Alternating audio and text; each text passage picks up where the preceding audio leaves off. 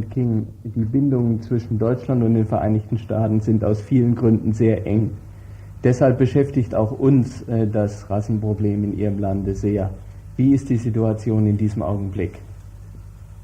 Many strides have been made in race relations in the United States, and at the present time we see very significant developments as a result of the recent passage of the Civil Rights Bill.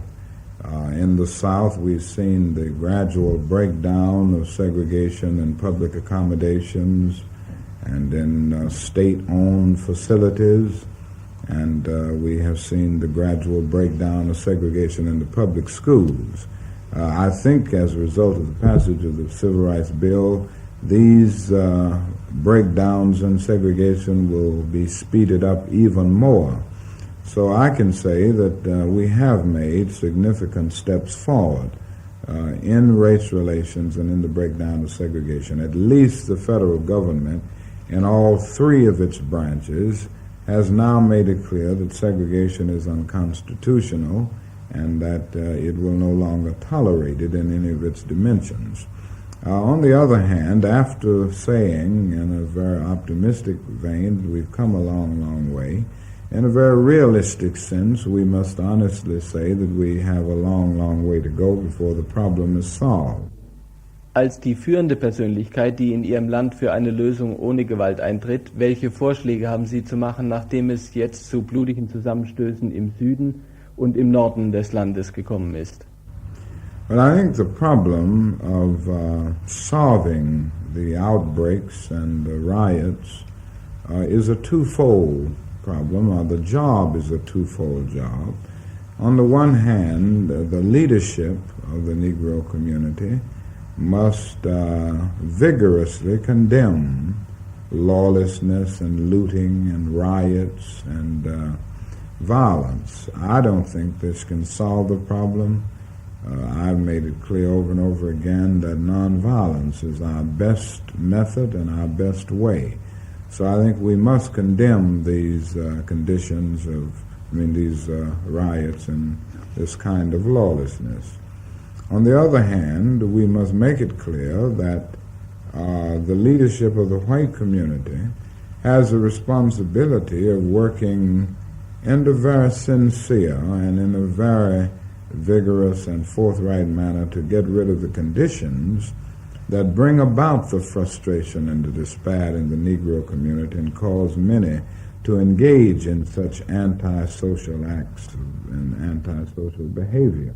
Können Sie heute schon sagen, wie diese Frage sich lösen wird? I feel that we are in a crisis situation which can determine the destiny of our nation.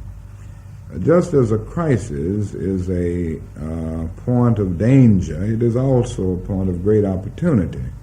And I think this is where we are. Danger point, and that is that if we don't vigorously work to solve the problem, and if there isn't a program to get rid of poverty and to get rid of the conditions of unemployment and other things, we can be set back and we can lose our moral position. Glauben Sie, dass die bevorstehenden Präsidentschaftswahlen Ihren Kampf für Gleichberechtigung beeinflussen werden?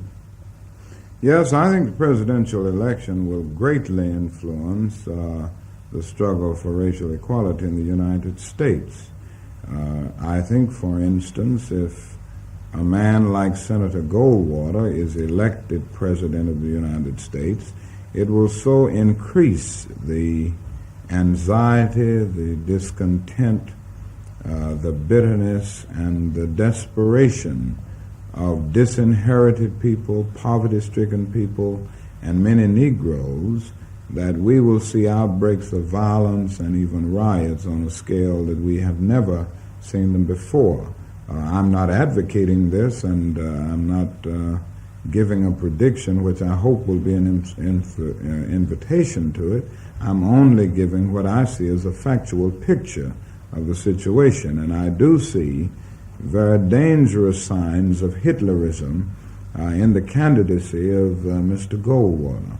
Therefore, I think it is absolutely necessary for people of goodwill to mobilize their resources and work with passion and with determination to see that he is not elected President of the United States. I think the Johnson-Humphrey ticket, while not perfect, but a dedicated ticket, will do much more to carry the job of and carry us to the goal of equality and to integration than any forces alive at this time.